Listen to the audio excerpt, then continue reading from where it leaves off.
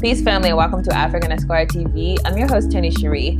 I want to talk about this story because I keep seeing on a lot of channels that are Pan-Africanists, people celebrating Paul Kagame. Paul Kagame, of course, is the leader of Rwanda. He has been renowned as being someone who, according to certain views, has turned Rwanda around. He's turned it from a place of genocide to being a country that is developed, quote unquote, developed, that actually is clean, that is an inspiration that a lot of our people throughout the diaspora we want to visit. And a lot of us are not questioning what are the implications for that type of leadership. I've spoken about before how Paul Kagame was one of the people who was very instrumental in the derailment of the Congo for their natural resource of cobalt. There's a lot of evidence that Kagame and the people who support his regime have basically collaborated with the West when it comes to depriving the people of Congo of their cobalt. And a lot of evidence is that the reason why Rwanda is so quote unquote developed is because of the fact they have played the imperialists on the continent by going into the Congo and enforcing the idea that they are going to benefit from their resources and basically being a colonist on the continent. So this is something that people don't know oftentimes. There's a really good video breakdown of this that I'm going to put inside of the description.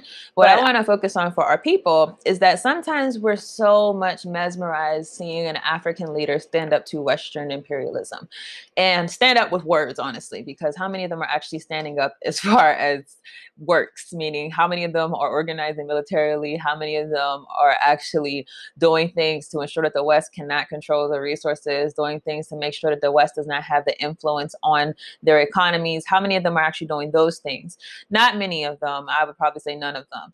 But some of them have been putting more words out there. And a lot of people, we're so not used to seeing these people outwardly challenge the West that we're just so mesmerized about this. We're just so in love with Kagame. I see it like every other week. Kagame says this about China. Kagame says this about the US. Kagame says this about Europe. Kagame, Kagame, Kagame.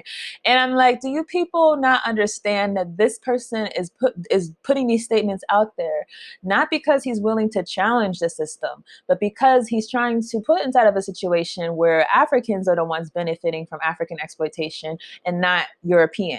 Understand that's really important because I'm noticing a lot of our people would rather see us exploit each other, rather see that rather than actually challenge the whole system that allows that exploitation. So if you're just trying to replace the US with a blackface, you have been completely robbed of your reality of what our issues are. Our issues are not what color our oppressors are. Our issues are not whether or not it's the US or whether or not it's France or whether or not it's China. Those are not our issues. Our issues are a system that is exploitative to the core. Until we're able to confront that system, our people are always going to suffer.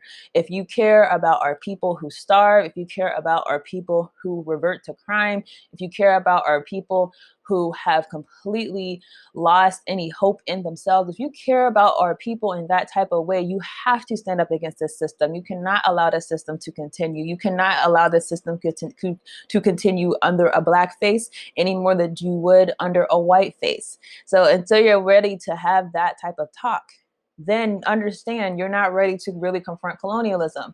A lot of us really aren't ready to confront colonialism and becoming really convinced of that. So this is an example, I want to talk about this story very briefly, of Kagame, I would say, playing the imperialist. Rwandan opposition politician shot dead in Cape Town. This is a Rwandan opposition figure to Kagame. He was exiled to South Africa, and he has been shot dead in Cape Town in what has been described as an assassination. So from what it looks like, this is not a random killing. In fact, there's been a lot of other opposition leaders who have mysteriously been assassinated in South Africa. So this is not something where the guy just happened to die. It very much seems that it was planned and orchestrated. Saif Bomporiki, who was the Rwanda National Congress coordinator in South Africa, he was killed as he delivered furniture in the crime-ridden town of Inyanga. While the motive for his murder is yet to be clear, an RNC spokesperson, Etienne Mutabazi, said that the method mirrored past political motivated killings. The killings was executed in a similar modus operandi of luring the victim into a compromising position into an insecure environment for assassination.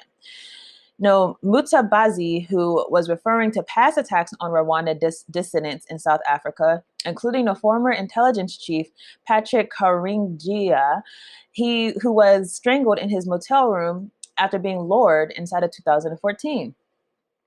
Bamporiki and his colleague from a pawn shop were accosted by two assailants who, as they waited for a client who had disembarked from their vehicle to collect money to pay for a bed he had bought. The client had been looking for him for a while. Even on Saturday, that particular individual came up to the shop and said that only Bamporiki could serve him. Okay, the attackers made off with the activist's pickup truck and money, leaving his body on the ground. No arrests have been made. Rwandan opposition activists who have been exiled to South Africa have long accused President Paul Kagame's government of ordering the attacks on its leaders in South Africa, accusations that have been denied by the government. So from what this looks, and all common sense is saying, if people who are Rwandan dissidents who go to South Africa are consistently being targeted and killed, it's very clear that it's being ordered from the Rwandan president, Paul Kagame. These are imperialist tactics. It's one thing, and I'm not even for this, but it's one thing for you to deal with people who are actually in your country. But it's another thing for you to send people or to hire people for people who no longer pose a threat, people who are overseas, people who are not going to be able to change the opinions of your people about you. You still don't want them out there putting out concerning messages about what you're doing inside of your country or whatever type of top secret information that they have. These issues are things that are done by imperialists, and these are things that we have to call out. And so that's really what I wanted to bring this story to everyone's light. If this was ordered by Kagame, then how is this any different than what the CIA does, than what the FBI does, than what the European intelligence does, the Israeli intelligence does? How is this any different from the type of white supremacist tactics and assassinations that are done continually and continually? I also encourage you, if you are someone who is a supporter of Kagame, look up pictures of him with Hillary Clinton and Bill Clinton and understand that this is someone that's very much always been close to the Western capitalist system. Don't get so heralded by all this talk of I'm going to stand up to you West. Look at their actions and not their words. And until we have that shift as far as wanting to see things manifest into actuality and not being so in love with hearing words, then our people will continue to be deceived into a situation where we're supporting people who are very much detrimental to our liberation. So that is all I have on this story. I will see you all in the next video. Hey family, this is Tierney Cherie. I'm here to make an announcement that I'm very, very excited to make. I'm excited because I really think this is something that is important for our people. Otherwise, I would not have devoted so much time and energy towards it. So I finished my first book, and the book title is Fostering False Identity, the Child Welfare System's Design of Social Control of the Black Family. Now, why is this book something that I think will be very important for our community? Well, number one, it's dealing with the system of white supremacy, particularly the way that the system has targeted our children. If you don't know, our children are literally our future. Without our children, we have no future. And so understand that the system is very crafty when figuring out what to derail first. And to me, it's no mistake that the system particularly went after the Black family. If you look at what happened whenever we were enslaved by this system, and continues to go after the Black family, continues to go after Black children, continues to try to villainize African parents. So for that, I wanted to particularly talk about this subject. Now, the other thing that the book will deal with is our African identities. Why is it that our African identities are a threat to this system? Why is it that whenever we want to identify ourselves as being African, we get so much drawback inside of the Black community? I think a lot of us are not aware of the history of assimilationist thought inside of our community, this idea that we have to be close to white in order to be accepted. And so that's another subject that we delve into in this book. So I'm hoping that anyone who is, obviously, if you're a parent, a Black parent, and you really want to understand why it is that these systems are going after your children, I encourage you to read this book.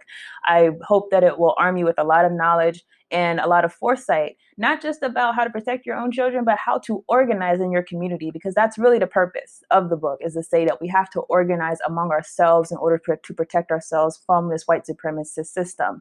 And then obviously, if you're an organizer in general, this is something that I think is important for you to read, because like I said, this is a subject in the Black community that we just don't discuss enough.